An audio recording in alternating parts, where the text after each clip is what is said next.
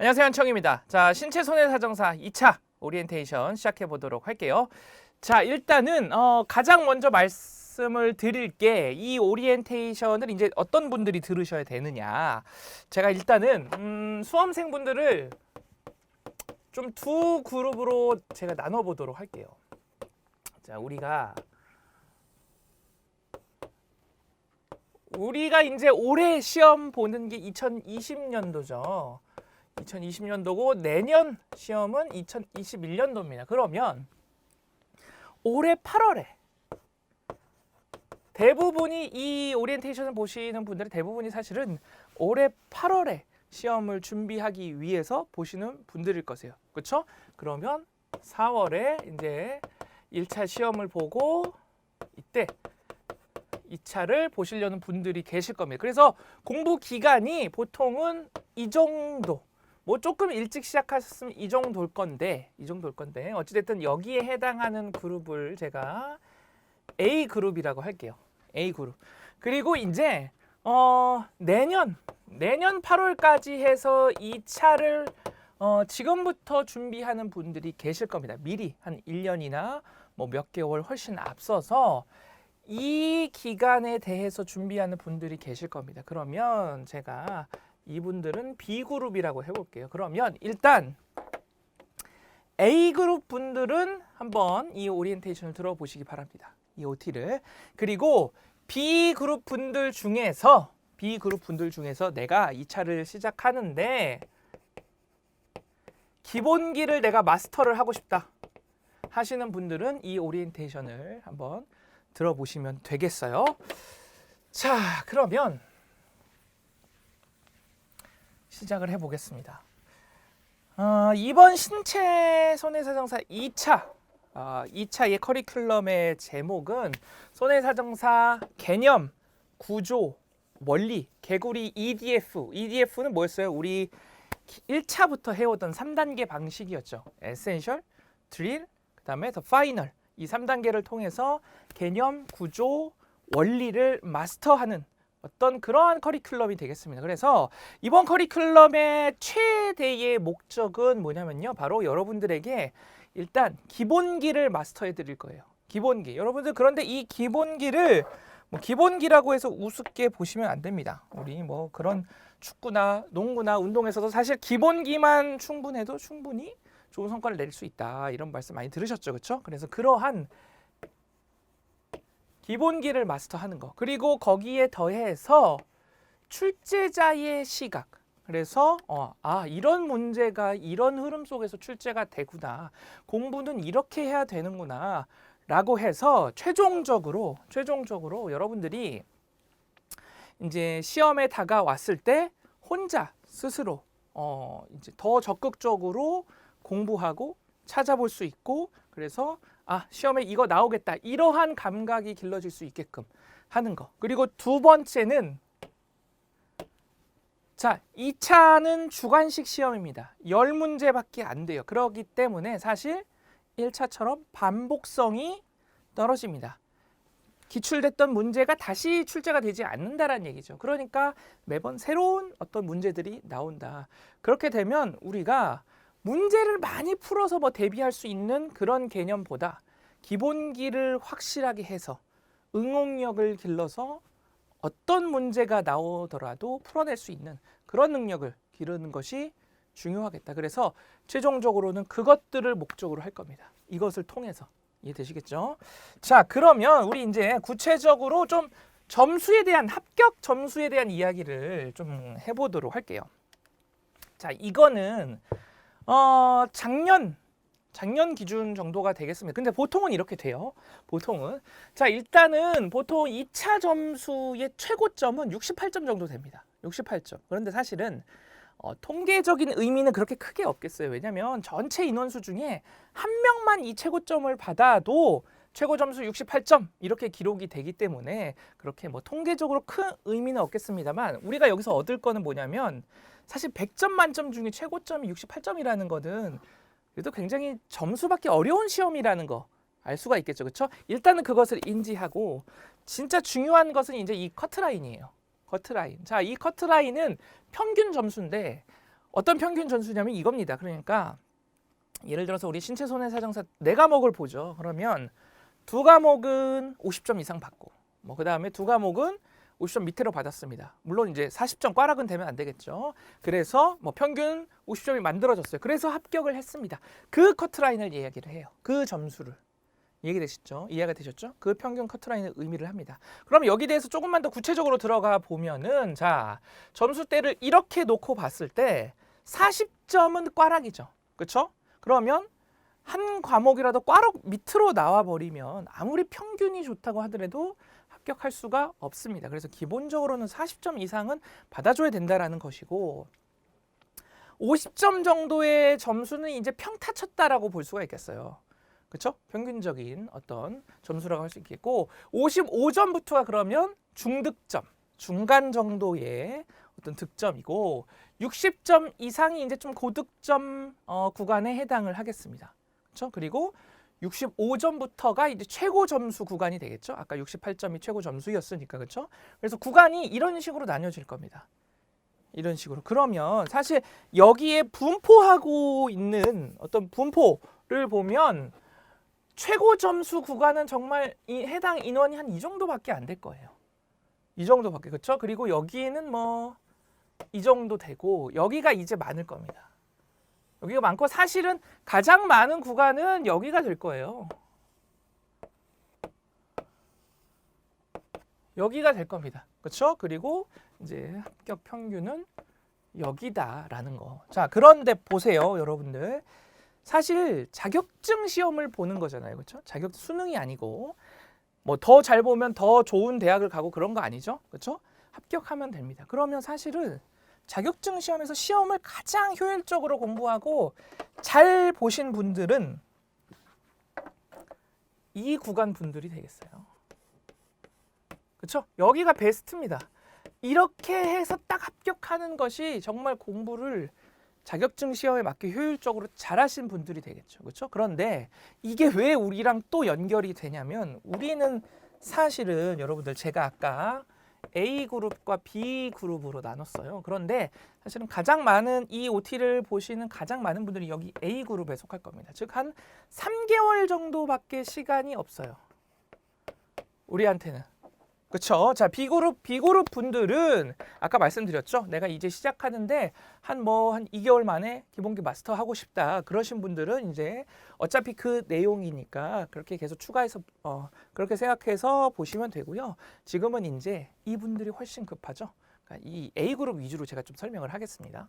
자, 그래서 다시 돌아와서 어찌됐든 우리에게는 3개월 정도밖에 이제 시간이 없어요. 4월에 시험이 끝나고부터 생각을 하자면 그러면 사실은 이 3개월을 둘로 나눠보면 강의를 들을 수 있는 시간, 그렇죠? 그리고 강의 듣고 반드시 혼자 독학, 글씨 답안 외우고 하는 시간이 반드시 필요합니다. 그렇죠? 이 두 가지를 3개월 안에 다 해야 되는 거예요. 그러면 이제 이 배분은 여러분들이 나눠서 하시는 거죠. 그럼 예를 들면 혼자 1개월 또는 2개월이 되면 강의는 2개월에서 이제 1개월. 이 분배를 여러분들이 하시는 거죠. 나는 강의를 2개월 듣고 혼자 공부하겠다. 1개월 하겠다. 아니면 강의는 1개월 만에 다 끝내버리고 2개월에는 혼자 하겠다. 뭐 이것은 여러분들이 어찌됐든 분배를 하시는 겁니다. 어찌됐든 우리한테는 시간이 3개월밖에 없어요. 3개월밖에. 그러면 사실은 우리가 받아야 될 베스트도 여기라는 이야기가 됩니다. 왜? 3개월에 공부할 수 있는 절대량이 있어요. 자연의 이치입니다. 절대량이 있어요. 그것을 여기까지 해서 할 수는 없습니다. 그렇죠? 그렇게는 하기가 불가능하다는 표현보다는 너무 힘들어요. 그렇죠? 그렇게는 하기 너무 어렵습니다. 그러다 보니까 여기가 베스트고 따라서 목표는 자, 여기가 베스트다. 우린 이걸 받아야 된다. 그래서 목표는 우리 강의의 목표는 여기. 이걸 목표로 할 거예요. 목표는 항상 하나 높게 이렇게 잡아야 되겠죠. 그래서 우리의 강의는 이 구간에 플러스 알파 하는 것이 강의의 목표가 되겠습니다. 강의의 목표가 되시겠죠? 그렇죠? 자, 그래서 다시 한번 여러분들 미리 좀 말씀을 좀 드릴게요. 만약에 여러분들께서 나는 뭐 한 2개월 강의 들어서 다 고득점 이상까지 대비할 수 있는 강의 듣고 싶다. 그래서 그런 강의를 여러분들 만약에 찾으셨으면 그 강의 들으시면 됩니다. 그 강의 들으시면 되고요. 그런데 만약에 아직까지는 못 찾으셨다. 그리고 두 번째, 우리 A그룹에 속하시는 분들 이렇게 짧은 기간 내에 이 중득점 정도로 목표해서 딱 합격하겠다 하시는 분들은 이 OT를 계속 봐주시면 좋겠습니다. 되시겠죠? 그렇죠?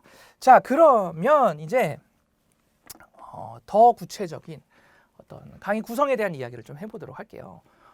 제가 합격했을 때 이야기로 좀 가보도록 하겠습니다. 저 같은 경우에는 거의 이제 독학을 했는데 제가 했던 전략은 뭐였냐면 단권화였어요. 단권화. 그래서 3권 정도를 단권화를 했습니다. 3권 정도를 딱 합쳐가지고 한 권으로 만들었다는 얘기죠. 이 아이디어가 어디서 제가 나왔냐면 생각을 해보니까 우리 1차 시험은 제가 이거 1차에서 많이 그려드렸죠, 여러분. 1차 시험은 뭐 40점, 60점, 80점 이렇게 있으면 이 정도가 이제 합격이죠. 합격 점수라고 하겠습니다. 이 정도를 받아야. 그러면 보세요.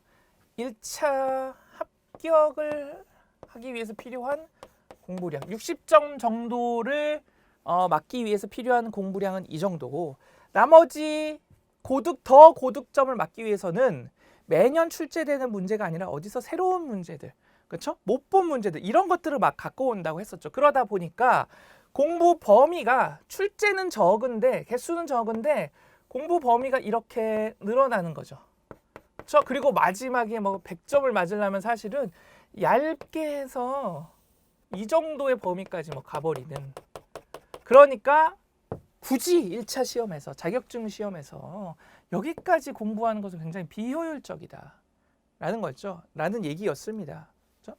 그래서 제가 1차 때마다 항상 강조했던 게 여러분들 기본만 하시면 계약법은 법조문만 다 외우셔도 이거 맞으실 수 있다라는 말을 여러 번 드렸어요. 그만큼 1차는 보세요.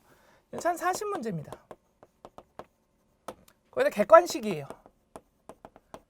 그러면 이 구간이 한 24문제라고 하겠습니다. 이 구간이, 이 내용이 24문제 정도가 매년 출제되거나 아니면 1, 2년 주기로 출제가 된다라는 얘기. 어찌됐든 무슨 얘기냐? 많은 문제가 반복이 된다라는 얘기입니다. 많은 문제가 계속 반복된다. 그래서 1차는 뭐다? 기본기만 탄탄하게 해놓으면 충분히 합격할 수 있다라는 말씀을 1차는 그래서 드렸어요. 자, 근데 2차로 가볼게요. 2차로 가면 사실은 이 분포에 대한 이 그래프는 비슷하게 그려질 겁니다. 근데 다만 이제 여기가 40점이고 60, 80까지 가죠. 그런데 우리 아까 최고 점수 봤듯이 그 정도까지 고득점이 안 되기 때문에 40, 50, 60으로 구성을 하면 이것도 이렇게 될 거예요. 여기 정도가 합격. 50점 정도. 맞죠? 그다음에 여기도 똑같이 비슷하게 그래프가 그려질 겁니다.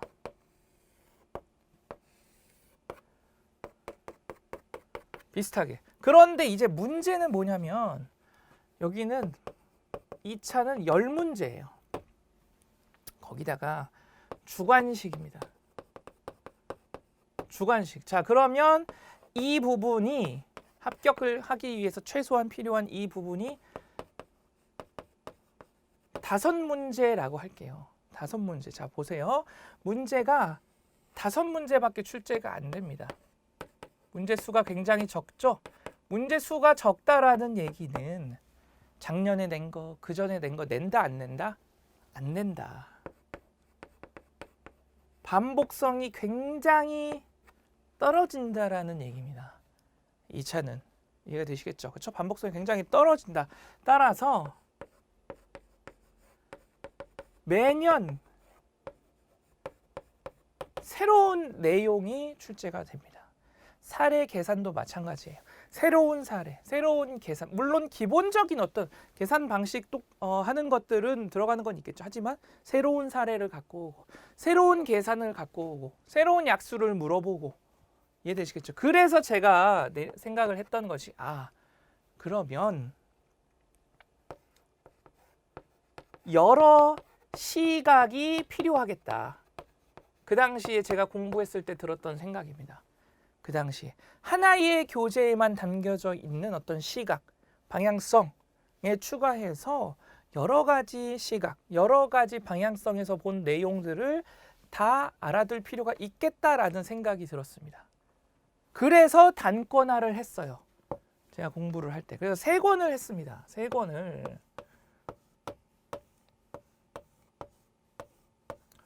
자, 3권을 이렇게 해서 한 권으로 만들었어요. 자, 그런데 단권화라는 게 사실은 처음이 어렵습니다. 처음이. 그런데 해보시면 여러분들 한 권을 끝내시잖아요. 그러면 다음은 이만큼만 하시면 됩니다. 그리고 그 마지막 3권째는 정말 이만큼만 보면 돼요. 이만큼만. 그럼 만약에 여러분들 단권화를 하시고자 하는 뜻이 있으시면 저는 제가 해보니까 3권까지 정도는 안 하셔도 될 것 같습니다. 2권 정도만 하셔도 충분하시겠다는 생각이 들어요. 자, 어찌됐든 다시 돌아와서 이렇게 해서 했습니다. 그래서 합격을 했는데 해보니까 장점은 뭘까요, 여러분들? 장점은 안정성이에요. 안정성 무슨 얘기냐? 불합격할 확률이 훅 떨어집니다. 왜? 웬만한 내용을 다 넣어놨기 때문에, 다루기 때문에 불합격할 수 있는 확률이 떨어집니다. 이해가 되시겠죠? 그런데 단점은 뭘까요? 시간이 너무 많이 걸려요. 제가 해보니까. 시간이 너무 많이 걸립니다. 너무. 그런데 2차의 특성상 이 흐름은 저는 맞다고 생각해요. 이런 식으로 접근하는 건 맞다고 생각합니다. 그래서 단권화도 필요하다. 여러 어떤 시각을 갖고 있는 거 필요하다. 이런 생각은 들어요. 그래서 제가 이 강의를 통해서 여러분들한테 해드릴 수 있는 것은 이 시간을 줄여드릴 겁니다.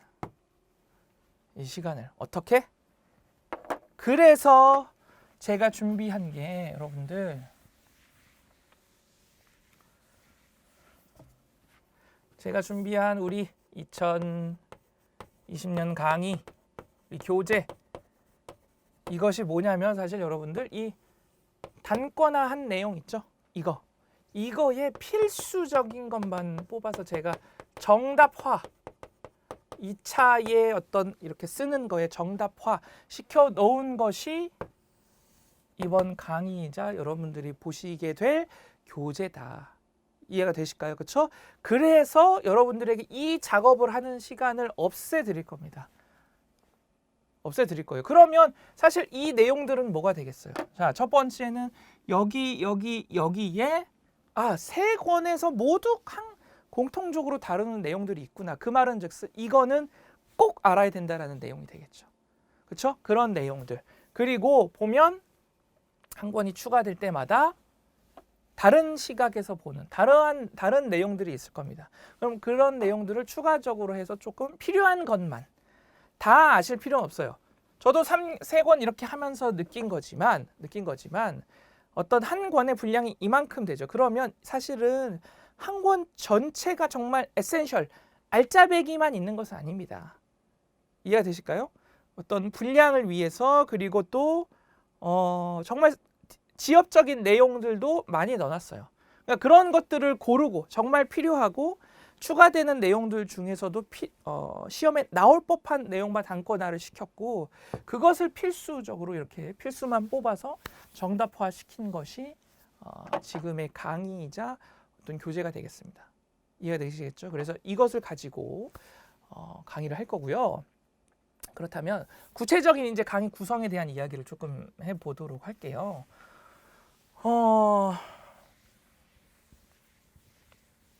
자, 그 합격을 하는 어떤 전략 중에 하나가 점수를 내가 어떤 식으로 가져갈 거냐인데, 자 보면 우리 신체 손해사정사가 의학, 그 다음에 책임근제, 그 다음에 자동차 보험, 자보라고 제가 줄여서 쓰겠습니다. 그 다음에 재산보험 이렇게 있겠죠. 그러면 점수를 이제 합격하는 유형을 살펴보면 첫 번째가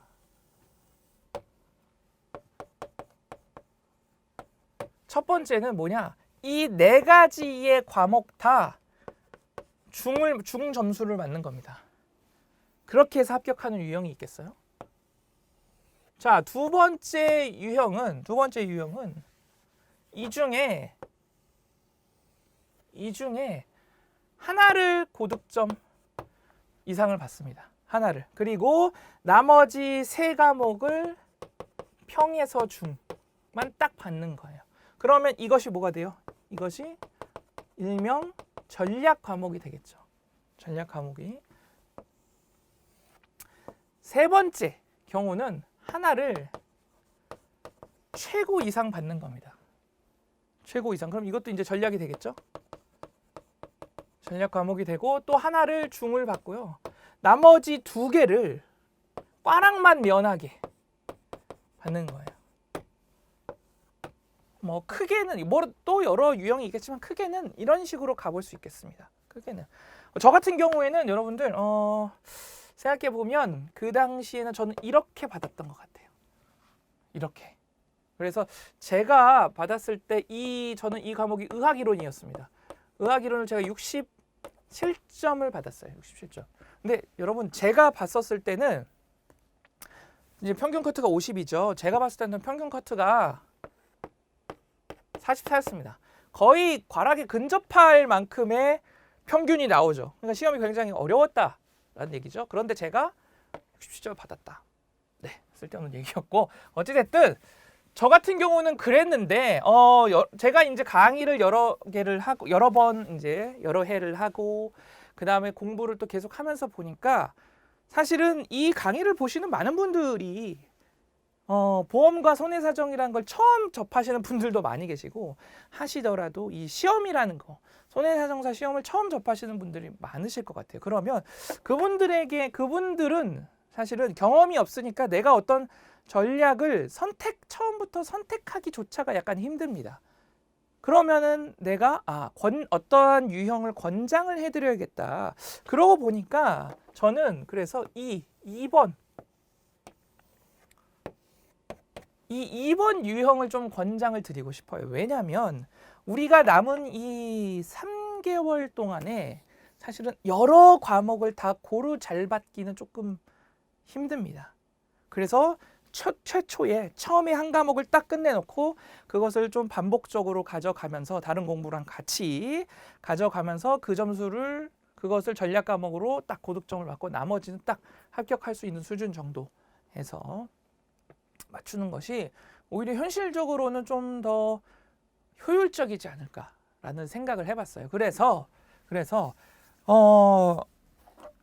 그렇다면은 사실 이제 여러분들의 고민은 과연 전략 과목을 뭘로 가져갈 거냐, 그죠? 전략 과목을 뭘로 가져갈 거냐, 이게 고민이죠. 근데 아까도 말씀드렸지만 뭐 일단은 본인이 가장 좋아하고 잘하는 그런 과목을 하면 되겠습니다. 그런데 이 시험을 처음 보고 우리 보험이란 것도 처음 하시는 분들한테는 그것이 뭔지도 모른다.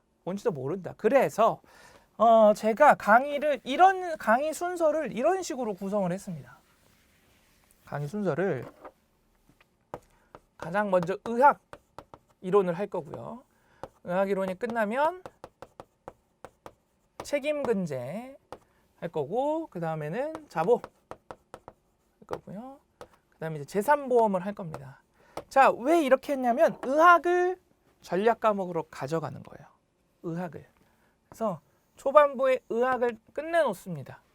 자, 그러면 일단은 우리 왜 그 1차 때도 제가 흐름을 굉장히 중요하게 말씀을 드렸었죠. 그래서 계약법에서 기본 끝내고 그러면 손해사정 이론에서 반이 털어진다.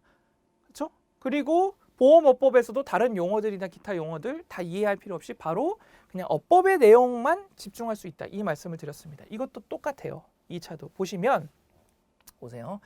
의학이라는 것을 우리가 왜 하냐면 사람이 다쳤습니다. 어떤 사고가 나서 그럼 진단명이 나오죠. 그럼 그럴 때 그 진단명에 따라서 보통 이 사람에게 손해가 얼마나 발생할 것인가 이것을 위해서 사실은 우리가 의학이론을 하는 겁니다. 그럼 사실은 이 안에 기본적으로 어떤 사례가 나왔을 때 진단명이라든지 이런 것들이 얼마든지 나올 수가 있어요. 그러면 각각의 과목에서 이 의학 이론이 차지하는 비중이 얼마나 되느냐? 사실은 여기는 정말 얼마 안 됩니다. 여기는 얼마 안 돼요. 사실. 그런데 재산보험에서 굉장히 큽니다. 재산보험에서. 자, 그러면 우리가 첫 시즌 처음에 첫 딱 시작해서 의학 이론을 끝내서 이렇게 계속 와요. 이렇게. 그러면 뭐가 좋냐면 흐름도 맞습니다. 일단은 어찌됐든 이 과정 속에서의 어떤 이제 뭐 진단명이 나왔을 때 우리가 그것에 대해서 따로 공부할 필요는 없어져요. 되시겠죠? 그리고 재산보험에 가서도 많은 부분들이 해결이 됩니다. 그리고 가장 중요한 건 이제 공부할 수 있는 한 번 다 끝내놓잖아요. 그럼 공부할 수 있는 시간이 늘어나요. 시간이 많습니다. 이 의학은. 그 말은 뜻은 우리가 반복도 많이 할 수 있다는 얘기예요. 예를 들어서 하루에 뭐 의학을 끝냈습니다. 그러면 이번 주부터는 내가 오늘부터 책임보험을 내가 책임금지를 시작한다. 그러면 하루 종일 책임금지 하는 거 너무 힘들잖아요. 한 과목만 하는 거. 그럴 때 뭐 쉴 때라든지 출퇴근할 때라든지 아니면 도서관에서 공부 다 한 다음에 집에 가서 이제 샤워하고 자기 직전에 어떤 잠깐 보는 거라든지 그럴 때 충분히 이 의학이론 여러분들 활용할 수 있습니다. 저렇게 딱 끝내놓으면. 그러면 그 시간들이 모여서 여러분들 고득점이 되는 거예요. 이해되시겠죠? 그것들이 모여서 나한테 숙달이 되면서 고득점이 되는 겁니다. 이해되시겠죠? 그래서 의학을 가장 먼저 넣었고요. 그 다음에 이 둘의 관계를 보면 여러분들 자동차 보험도 사실은 자동차 보험 중에 이만큼의 영역이 책임보험의 영역입니다. 자동차 보험 시험에 나오는 것 중에 이만큼의 영역이 우리 1차에서 여러분들 자동차 대인 배상 1, 2에서 배우셨죠. 그렇죠? 그 부분. 그래서 그 책임보험에 관한 부분이 사실은 이렇게 많은 부분을 차지해요. 그러면 여기서 해놓으면 정작 여기 가서도 불필요한 거 다 덜어내고 필요한 거에만 집중을 할 수가 있습니다. 훨씬 공부 시간이 더 적게 든다라는 얘기가 되겠죠. 그렇죠? 이해되시겠죠? 자, 그리고 재산보험 가서는 뭐 사실은 이것들과 크게 재산보험이 연결되는 것까지는 없습니다. 그런데 이 과정 제가 해보니까 이 과정까지 오면 대충 보험 약관이라는 게 우리 1차에서는 약관에 대해서는 안 배웠죠. 2차에서는 약관을 가지고 하는 거예요. 그러면 대충 보험 약관이라는 게 이런 식으로 가는구나. 아시게 될 겁니다. 그러면 그 감각을 갖고 계시기 때문에 여기서 훨씬 쉽고요. 훨씬 쉽고 또 의학도 미리 해놨기 때문에 재산보험에서는 정말 이제 말 그대로 여러분들 여기서는 암기만 해주시면 돼요. 재산보험은 사실 암기입니다. 암기. 재산보험을 크게 둘러 나오면 암기. 그 다음에 어떤 계산이라고 할 수가 있겠어요. 계산. 실손 의료비 뭐 계산하는 거죠. 의료비 계산. 그렇죠? 근데 그런 것도 계산도 난이도가 크게 높다라기보다는 외워서 어떤 사항들 체크해서 그대로 계산 자체는 간단합니다. 그러니까 재산보험은 어떻게 보면 암기의 영역이 강해요.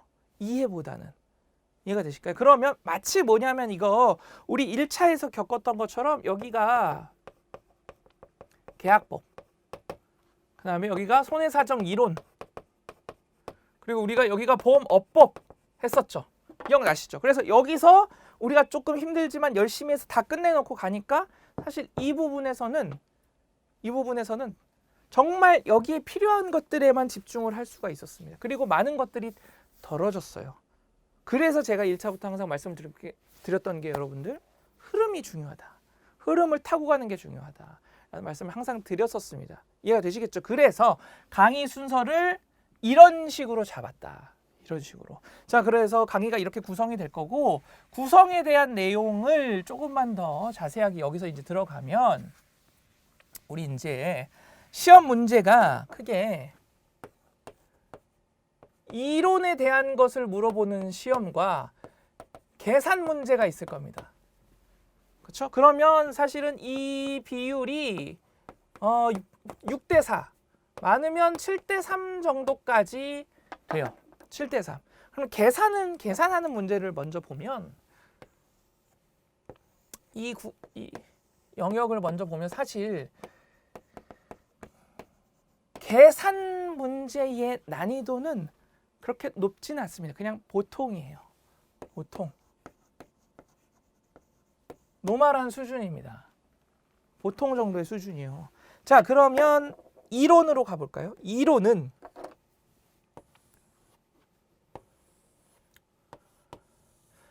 이론에 대한 문제는 크게 두 파트로 나뉩니다. 처음에 약술, 예를 들어서 무엇에 대해서 적으시오 이런 거 되겠죠. 그렇죠? 그런 것과 하나는 논술입니다. 어떤 사례를 주고 어떤 법적인 근거나 이러하기 때문에 법적 책임이 있느냐 없느냐, 예를 들면 이런 것들을 논하는 문제가 나오는 거겠어요. 자, 그러면 약술 같은 경우는 어때요? 어떻게 보면 암기죠. 약술은 암기죠. 그렇죠? 그래서 사실 난이도는 쉽습니다. 쉬워요. 그리고 간혹 굉장히 어려운 약술이 나오는데 어려운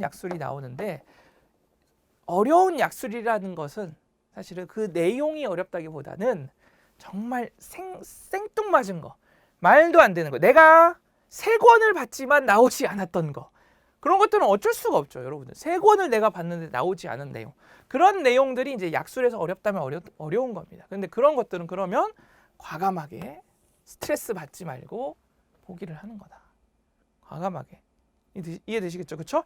자, 그리고 논술로 가면 논술이기 때문에 난이도가 이제 기본적으로 쉽지는 않습니다. 그렇죠? 그래서 중간 정도, 노멀한 난이도와 그다음에 어려운 난이도가 있겠다. 어려운 난이도가. 이해되시겠죠? 그렇죠? 계산이 어떤 디테일한 사항들을 체크, 이거 면책할 거 면책해서 뺐느냐, 더할 거 더해서 넣느냐, 뭐 이런 것들을 확인하는 과정이 조금 복잡할 뿐이지, 복잡하다기보다는 그것들을 확인하고 그 다음에 내가 정말로 이제 산수, 손으로 풀어서 쓰는 그 과정, 그것을 보는 것입니다. 그렇기 때문에 노멀이라는 제가 난이도를 책정을 했어요. 막 그 내용 자체가 막 심오하고 어려운 건 아닙니다. 그런데 논술은 약간 이제 논해야 되는 거기 때문에 어려운 내용들이, 정말 생각을 해서 써야 되는 내용들이 좀 나와요. 이해되시겠죠? 자, 그럼 보세요. 이제 진짜 중요한 건 이겁니다. 사실은 여러분들 이거 있죠. 쉬운 문제는 누구한테나 쉽습니다. 그럼 뭔 얘기예요? 이거 모두 다 맞춘다는 얘기예요. 모두 다 이건 쓴다라는 얘기입니다. 그런데 우리 2차 상대평가죠. 여러분들, 따라서 중요한 거는 그럼 결국에는 이 부분, 논술, 계산, 여기에서 승부가 나는 겁니다. 이제 여기에서. 이해되실까요? 자, 그런데 그러면 이 사례 계산 문제를 여러분들이 이제 접근하시는 방식이 두 분류로 좀 나뉘는 것 같아요. 사례 계산 문제 접근하는 방식이, 여러분들, 하나는 문제를 딱 만났을 때 이 문제 어떻게 풀더라? 이렇게 생각하시는 분과 어떻게 풀까? 이렇게 생각하시는 분들로 나뉘는 것 같습니다. 자, 어떻게 풀더라는 암기로 가져가는 거예요. 사례나 계산 문제를. 근데 아까 말씀드렸지만 여러분들, 사례나 계산 문제를 어떻게 암기로 가져갈 수가 있어요?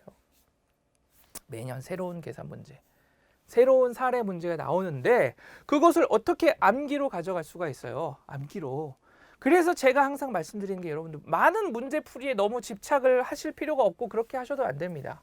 하나의 문제를 풀더라도 내가 알고 내 스스로 푸는 거예요. 내 스스로. 우리 뭐 문제 풀이를 많이 해서 계산 문제를 예를 들어서 많이 풀었습니다. 그러면은 그러다 보면 이 문제는 이렇게 다다다다다. 이 문제는 이렇게 다다다다다. 그것만 계속 하는 거예요. 그런데 정작 그러면 뭐예요? 시험에서는 새로운 문제가 나오는데 이해되시겠죠? 그러니까 사실은 이러한 접근 방식은 그렇게 크게 좋은 방식은 아닙니다. 문제풀이를 많이 가져간다라는 것의 의미는 뭐냐면요. 내가 기본기가 다 된 상태에서 2차는 쓰는 시험이기 때문에 그렇죠? 그리고 또 계산을 직접 해야 되기 때문에 그것을 훈련하기 위해서 많이 가져가는 거예요. 그 내용을 문제를 막 외워서 이럴 때는 이렇게, 이럴 때는 이렇게 외우기 위해서 문제 자체를 외워서 시험에 대응하기 위해서 하는 것은 아닙니다. 이해되시겠죠? 그래서 한 문제를 풀더라도 제대로 풀어야 된다. 내가 알고. 그것이 바로 이거죠, 사실은. 어떻게 풀까, 내가. 그러면 딱 문제를 보고 이 문제가 어떤 걸 물어보는구나. 적극적으로. 어떤 걸 물어보는구나. 그러니까 이 논리를 가져와야 됐구나. 법에서 이 논리를 가져와서 결론을 내서 그럼 부책이네. 그럼 관계가 이렇게 설정이 되는구나. 딱 그림도 그려지고 그러면 보험금은 이렇게 주고 구상은 이쪽으로 받고 이것이 그려지는 거죠. 이 모든 상황을 어떻게 암기해서 하겠어요. 암기해서. 이해되시겠죠? 그 정도가 되셔야 됩니다. 그러려면 여러분들 개념, 구조, 원리가 완벽하게 되셔야 돼요. 그것이 바로 우리가 이번 제목인 개구리입니다. 이것이 되셔야 어떤 사례 계산 문제가 나오든 여러분들이 잘 풀어내실 수가 있어요. 안 그러면 그냥 수박 겉핥기로 풀 수밖에 없습니다. 그러면 좋은 득점이 안 나와요. 승부는 여기서 남에도 불구하고. 이해되시겠죠? 그래서 필요하다. 그래서 개구리가 필요하다라는 이야기. 자, 그렇다면 그 다음에 나왔던 우리 EDF. EDF는 뭐냐면 이제 EDF를 통해서 이것을 이제 실현하는 겁니다. EDF를 통해서.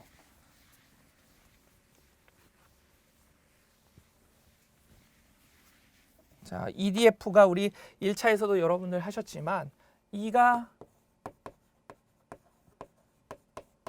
에센셜이죠. 필수적인 거. 그 다음에 드릴, 훈련. 그 다음에 마지막 파이널. 항상 이 3단계로 강의를 했었습니다. 항상.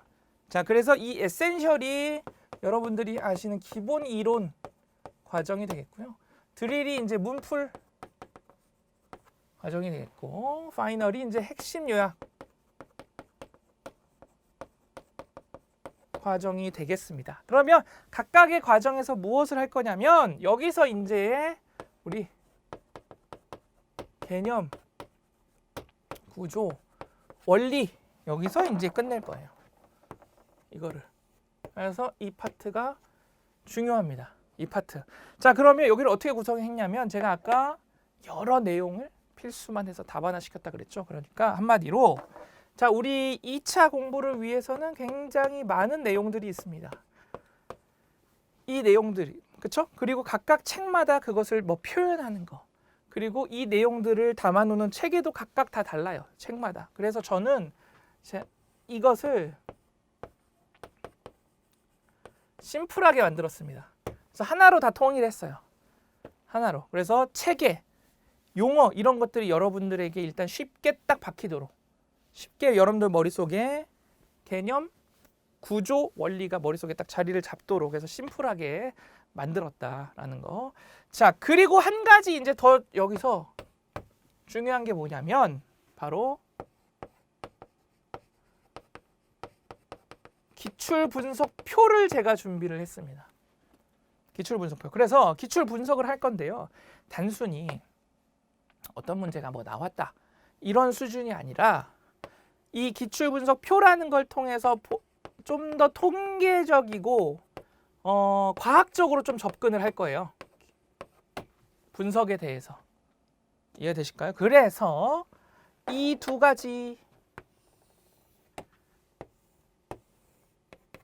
가지를 하고 나면 여러분들에게 이제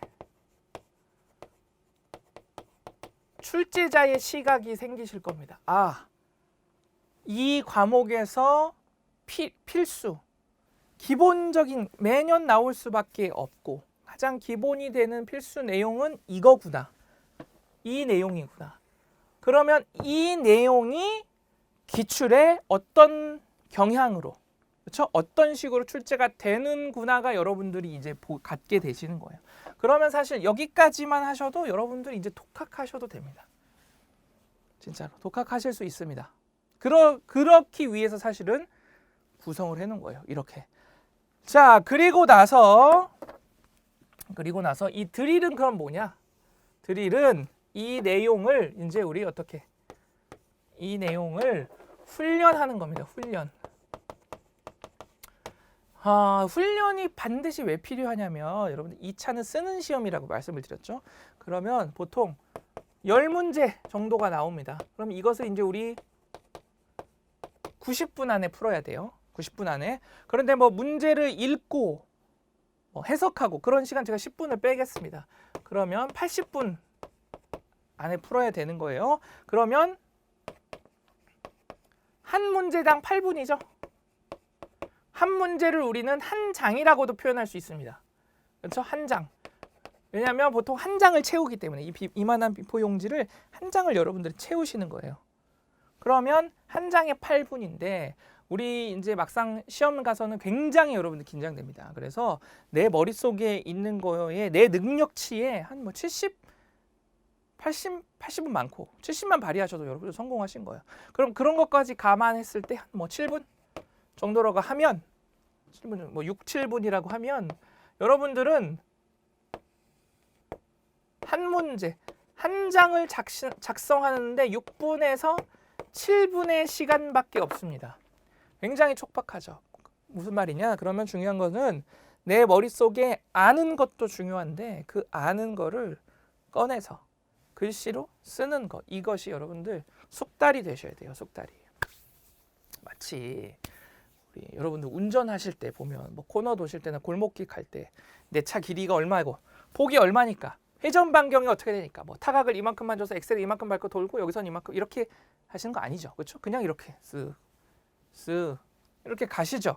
그러면서 음악도 듣고 다른 사람이랑 옆에 사람이랑 얘기도 하고 그만큼 그 운전이 그렇게 숙달된 만큼 여러분도 꺼내서 쓰는 게 숙달이 되셔야 된다는 얘기입니다. 그래야 좋은 점수를 받을 수 있다는 얘기예요. 단순히 내가 공부 많이 하면 되겠지? 1차 시험이 아닙니다, 여러분. 1차 시험과는 전혀 다른 방향성으로 가셔야 되는 거예요. 1차는 지문이 나옵니다. 그렇죠? 글씨가 나와요. 그래서 여기서 내가 맞는지 틀린지만 골라내면 되는데 2차는 아닙니다. 그냥 내 머릿속에서 하나하나 글자를 다 생각해내서 써야 됩니다.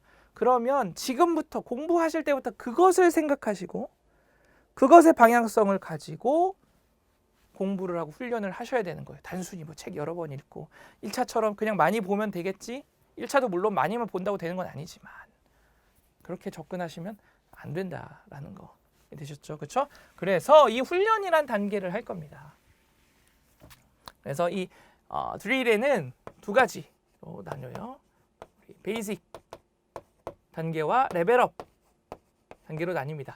베이직 단계에서는 우리 1차부터 해왔던 키워드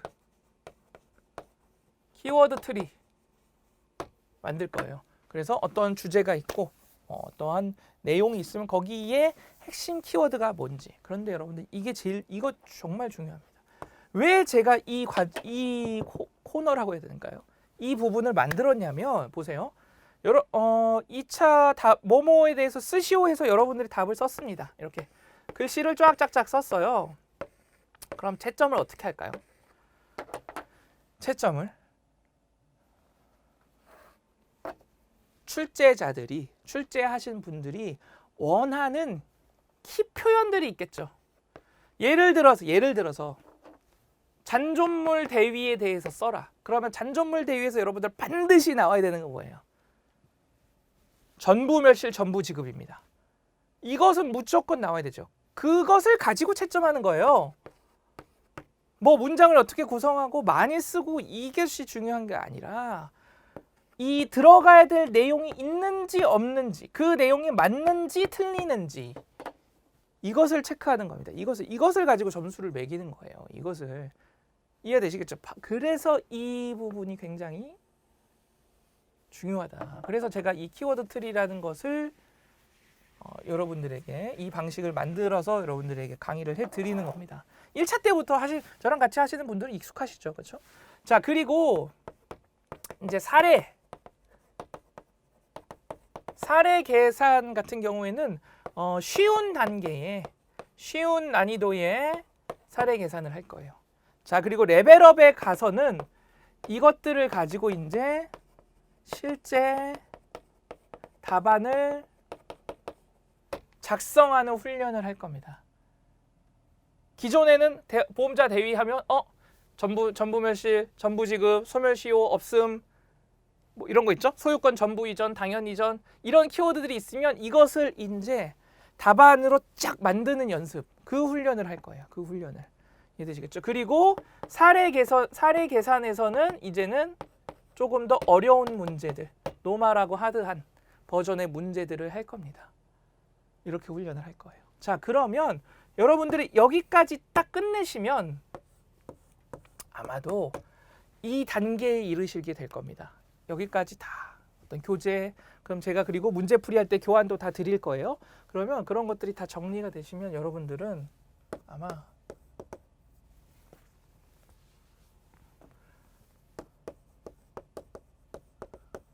나만의 기본서를 여러분들 갖고 계실 거예요. 다 갖게 되실 겁니다.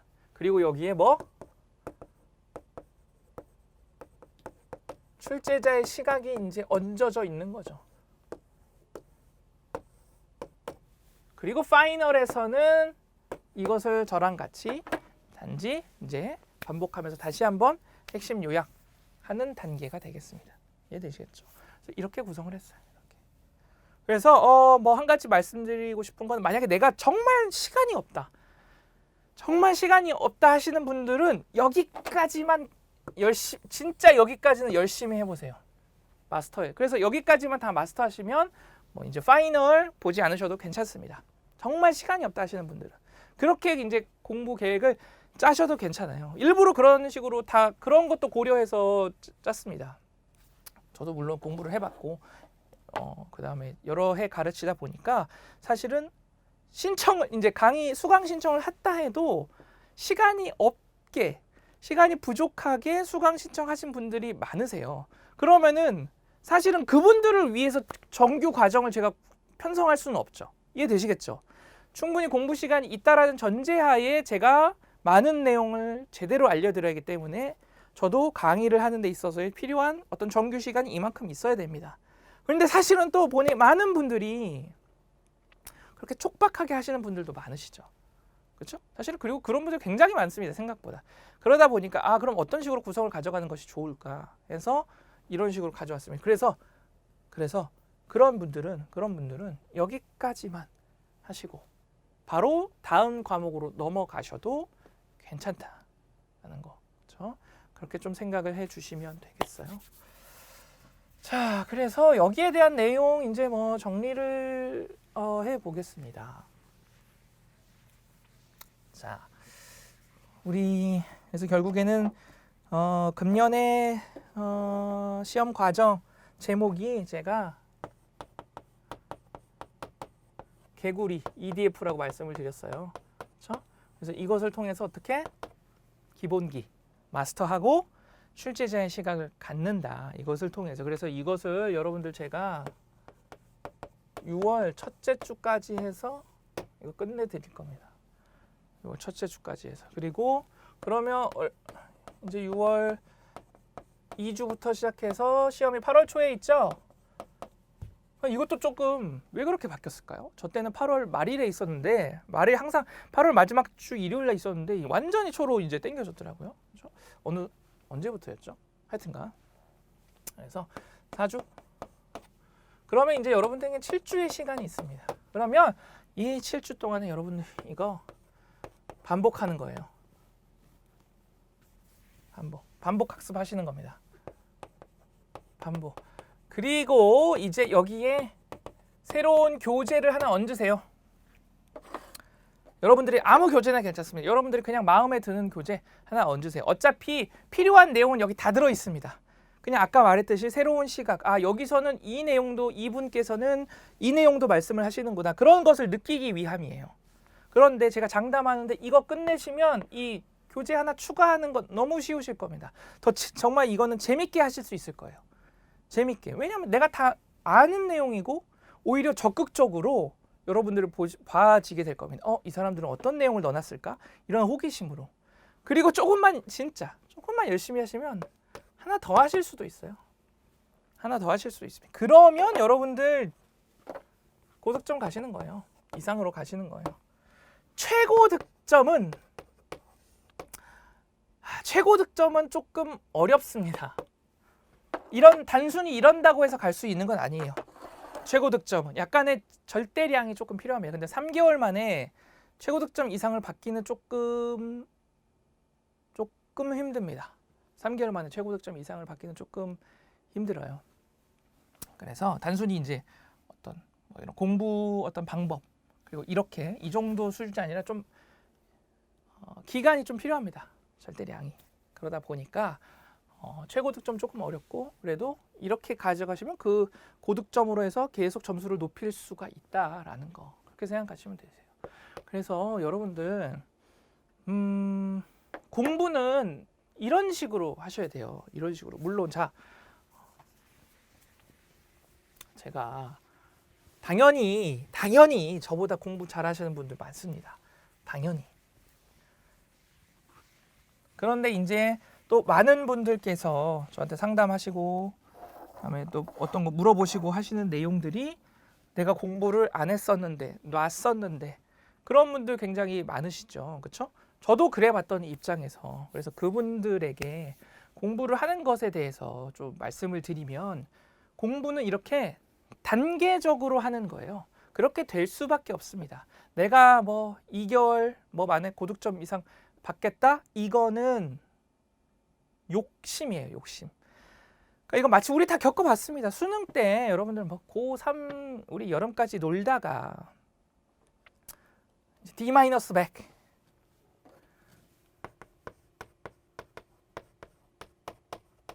딱 이거 타이틀 나오죠? 그러면 마치 정말 100일 안에 뭔가 이뤄낼 것처럼 많은 또 강의 상품들이 쏟아져 나옵니다. 우린 또 거기 그런 말들 100일 동안 이렇게 해서 할 수 있을까요? 막 그거 찾아보고 거기에 의지하게 되죠. 그렇죠? 그런데 실상 정말 여태까지 놀다가 100일 딱 공부해서 좋은 대학 가는 사람 없습니다. 기본적으로 공부에는 단계가 필요하고 절대량이 필요한 거예요. 그래서 우리 재수라는 걸 하잖아요. 그래서 재수라는 걸 하잖아요. 그런데 바보 같은 건 여러분들 뭔 줄 아세요? 우리 시험하고도 똑같습니다. 볼게요. 아까 그렸던 거 제가 좀 그려볼게요. 여기가 이제 2020 내년 2021 그래서 8월 그리고 여기도 8월 여기가 8월이 아니죠. 여기가 1월 여기가 8월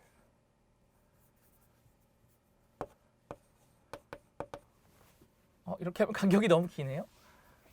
이 정도로 할게요. 8월 그 다음에 여기가 4월 1차 시험 보는 4월 이렇게 하겠습니다. 이렇게 보면 자 보세요. 1차 공부를 이제 하시겠죠? 1차 공부를 하시겠죠? 자 그러면 여기서 합격을 받습니다. 합격을 해요. 그렇죠? 자 그럼 2차 공부를 하시죠? 이 기간 동안에 2차 공부가 이제 합격이 되실 수도 있고 불합격이 되실 수도 있어요. 그런데 우리 2차에서 사실은 정말 열심히 해서 기본기가 다 되어 있기 때문에 나머지는 정말 이제 이때부터는 시간의 문제입니다. 이렇게 점수가 합격할 수밖에 없어요. 이거는. 그런데 사실은 자 보세요. 여기에 1차와 2차를 이제 같이 가져가시는 분이 계십니다. 같이. 왜? 이런 말은 어디서 들은 거죠? 야, 합격하려면 1차랑 2차랑 같이 해야 된대. 그래서 같이 가져가는 거예요. 그런데 여러분들 그거는 마치 뭔 줄 아세요? 여러분들이 지금 덧셈, 뺄셈, 곱셈, 나눗셈, 사칙 연산을 배우는데 야, 좋은 대학 가려면은 미적분이랑 같이 가야 된대. 해서 지금 이렇게 보고 있는 거예요. 여러분들 이게 뭐예요, 여러분들 이게 뭐예요 이게 지금? 이거 이해가 안 갑니다. 제대로 이해가 안 가요. 나중에 미적분 가서 어차피 또 봐야 돼요. 그러면 문제는 이것도 안 되고 이것마저도 제대로 못 합니다. 이것마저도. 이해가 되실까요? 이렇게 할 수 있는 분들은 과거에 공부 경력이 있거나 아니면 실무 경력이 있거나 그래서 보험과 손해사정이 어느 정도 조금 아시는 분들이 여기에 해당할 수 있는 가능성이 있는 겁니다. 그것도 있는 거지. 처음 시작하시는 분들한테는 말도 안 되는 이거는 보세요, 여러분들. 자, 그 실무나 경험이 있으셨던 분들도 제가 가능성이 있는 거지 이런 표현을 썼습니다. 볼까요? 1, 2차를 같이 가져갑니다. 자, 여기는 1차를 가져가죠. 그러면 1차 공부만 해서 합격률이 한 90%라고 할게요. 1차 공부만 열심히 하면 합격할 수 있는 확률이 90 정도 됩니다. 90 정도, 그렇죠? 그리고 여기서도 이제 90 정도 된다고 할게요. 2차 공부만 하니까. 자, 그런데 이렇게 가져가면 여러분들 여기서부터 합격을 하실 수도 있고 불합격을 하실 수도 있어요. 여기서부터 이 단계를 만납니다. 이 단계를. 정확히 50%라고 하기에는 너무 심할 수도 있지만 그럴 수도 있어요. 50%. 왜냐면 1차 공부도 제대로 안 하거든요, 사실. 1차만 나는 지금 보험을 처음 시작하시기 때문에 1차를 제대로 아는 것도 중요하고 그것만 해도 바쁜데 이해도 안 되는 2차를 보고 있어서 시간 낭비를 하니까 뭐 1차는 쉽겠지. 누가 들으니까 1차는 독학해도 된대. 그렇게 해서 떨어지세요, 여러분들. 아 진짜입니다, 이거는. 그래서 한 50%라고 할게요. 50%의 확률을 가져가는 겁니다. 그렇게 해서 합격하면 다행이죠. 이렇게 가는 거니까. 자, 이제 불합격을 했어요. 그러면은 이제 다시 여기 4월 정도까지 공부를 해야 되죠. 그러면 또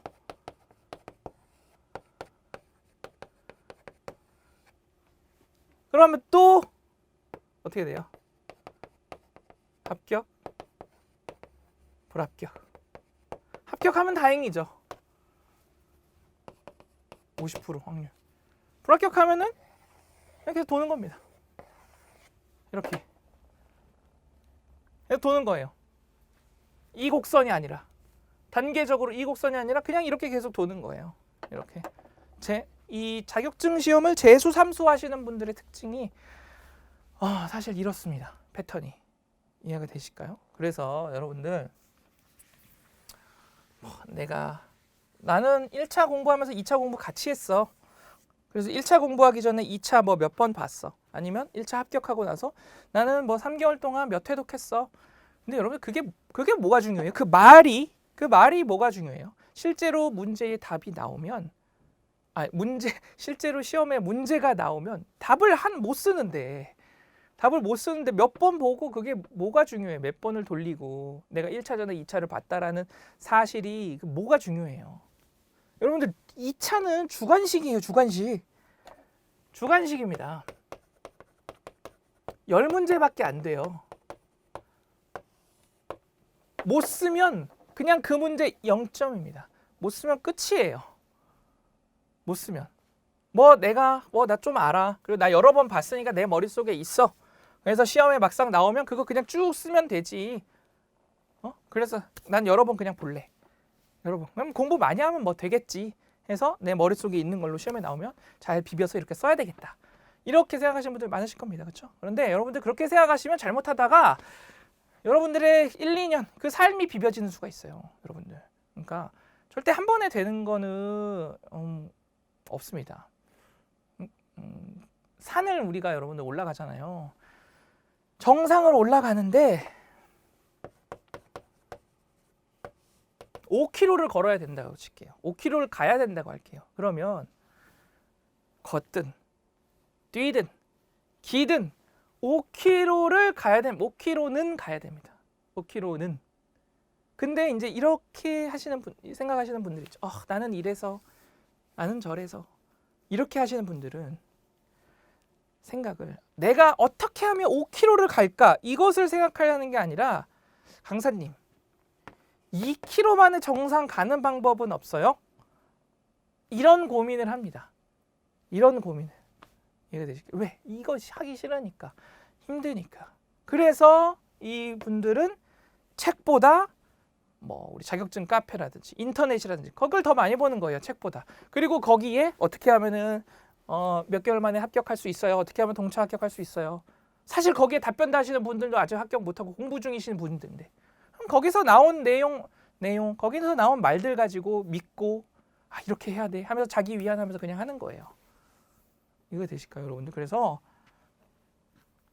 제가 1차 때도 강조를 드렸지만 그게 중요한 게 아닙니다. 여러분들의 현재 상황, 나의 냉정한 공부 능력, 공부 수준 이런 것들을 가지고 공부를 단계적으로 하셔야 성과가 있고 올라가는 거예요. 실력이 그게 느는 겁니다. 그게 절대 한 번에 되는 건 없어요. 한 번에. 여러분들 그걸 꼭 알아주셨으면 좋겠습니다. 자, 그러면 이제 마지막으로 정리를 좀 하고 끝내도록 할게요. 일단은 서두에서도 말씀을 드렸듯이 이 이제 강의는 첫 번째로 우리 A 그룹 현재 이제 3개월 정도밖에 안 남았고 그래서 한 2개월 정도 만에 내가 중득점 정도로 목표로 한다 라시는 분들 들으시면 괜찮습니다. 그리고 두 번째, 그게 아니고 내년 시험을 준비하는데 기간이 좀 남았지만 내가 뭐 2개월 동안에 기본기 딱 끝내버리고 싶다. 그렇게 하시는 분들 들어주시면 되겠어요. 그리고 제가 항상 강조드리는 게 여러분들 기본기 뭐였어요? 기본기와 흐름이었습니다. 흐름. 제가 이거 두 가지를 1차 때부터 계속 강조를 드렸어요. 그래서 1차 때부터 저와 함께 해오고 계신 분들은 아마 이제 보험에 대해 보험과 손해사정에 대해서 어느 정도 기본은 되어 계실 겁니다. 그러면 이 2차 과정은요, 여러분들 그 1차 내용을 알고 있다라는 전제하에 정말 2차에 필요한 내용만 거기에만 에너지를 집중해서 갈 거예요. 따라서 내가 만약에 이거 보시는 분들 중에 내가 1차의 보험계약법, 손해사정 이론 모른다 하시는 분들은 이거 들으시면 안 됩니다. 분명히 말씀드렸어요. 이거 안 됩니다. 제가 이 말씀을 왜 드리냐. 분명히 2차부터 공부해야 돼 라고 2차 공부하시는 분들 계실 거예요. 아까 말씀드렸지만 1차 모르는데 2차 할 수 없습니다. 그리고 그것은 저의 과정, 저의 그리고 어떤 철학 속에서는 굉장한 시간 낭비예요. 효율성 측면에서. 흐름을 탈 수도 없습니다. 어차피 지금 2차 공부하고 1차 보기 한 1월, 2월, 3월에 다시 1차 공부하고 그러면 5월 때부터 다시 2차 공부하고 절대 제가 생각했을 때는 좀 맞지 않은 공부법이라고 좀 생각을 하고요. 그래서 그런 식으로 좀 생각을 해주시고 적어도 계약법, 손해사정 이론은 좀 들어주시고 그래서 만약에 내가 종합반을 신청을 하셨다. 종합반을.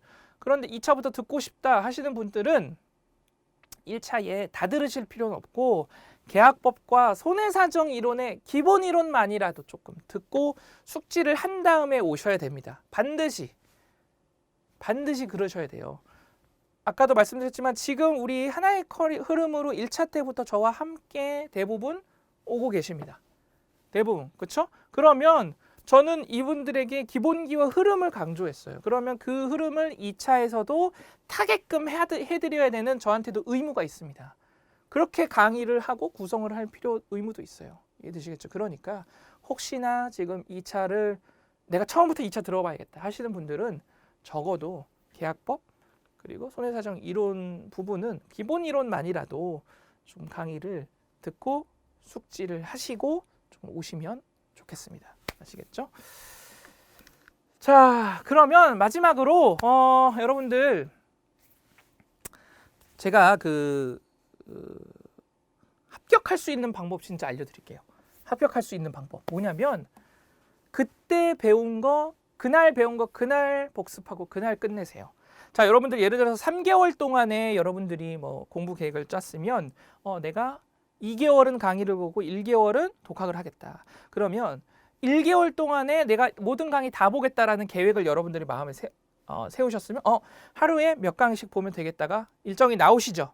그렇죠? 그러면 그 일정대로 하시죠. 그날 강의 본 거 그날 복습하고 그날 끝내세요. 시간이 없으면 시간을 내세요. 이해되시죠? 잠을 줄이거나 어떤 방식을 써서는 시간을 내셔서 그렇게 끝내세요. 이것이 절대량입니다. 그리고 아까 말씀드렸던 5kg. 5kg예요. 아까 말씀드렸던.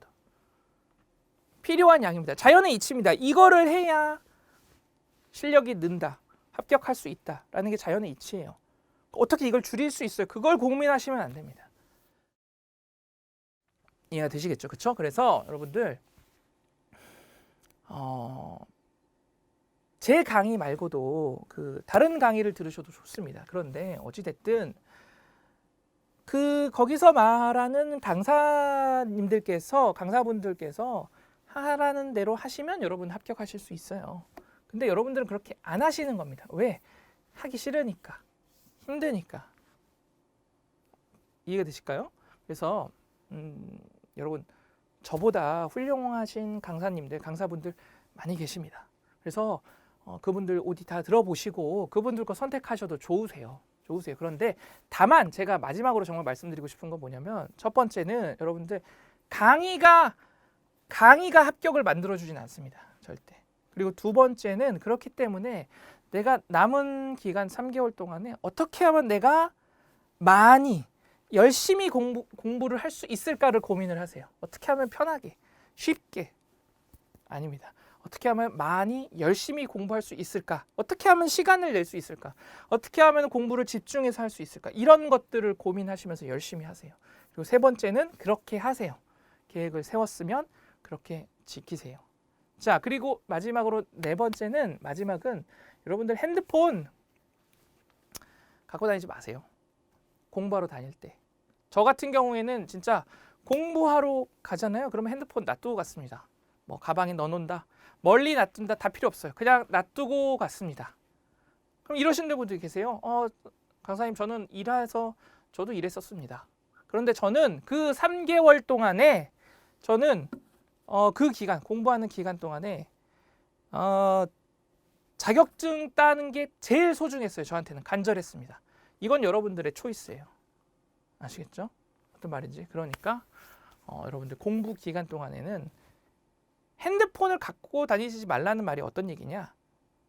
이 뜻이에요. 공부보다 재밌는 거 하지 마세요. 공부보다 재밌는 거 만들지 마세요. 이해되시겠죠? 그냥 공부가 그냥 편안한 상태, 공부가 몸에 익숙해지는 상태가 되셔야 됩니다. 그렇게 일주일을 보내시고 저 같은 경우에는 그래서 일주일 그렇게 공부를 하고 일주일에 한 번 정도는 쉰다고 해서 여러분들 패턴을 깨트리시면 안 돼요. 항상 일찍 일어나고 같은 시간에 일어나고 뭐 일찍 일어나시는 분도 계시고 안 계시는 분도 계시니까 항상 같은 시간에 일어나고 같은 시간에 밥 먹고 같은 시간에 자고 쉬더라도 이 흐름을 유지하셔야 됩니다. 그래서 저 같은 경우에도 일주일 한 6일 공부하고 하루는 아침에 조조 영화 보러 가고 카페 가고 그런 식으로 좀 재충전을 했어요. 그러니까 여러분들도 그렇게 조금 일정하게 그리고 그냥 공부가 내 삶에 들어오도록 그런 생각을 갖고 공부를 하시면 여러분들 충분히 합격하실 수 있으리라 생각이 듭니다. 자, 그래서 여러분들 누구나 할 수 있습니다. 누구나. 그런데 아무나 할 수는 없어요. 이해되시겠죠? 자, 본강의에서 뵙도록 하겠습니다. 감사합니다.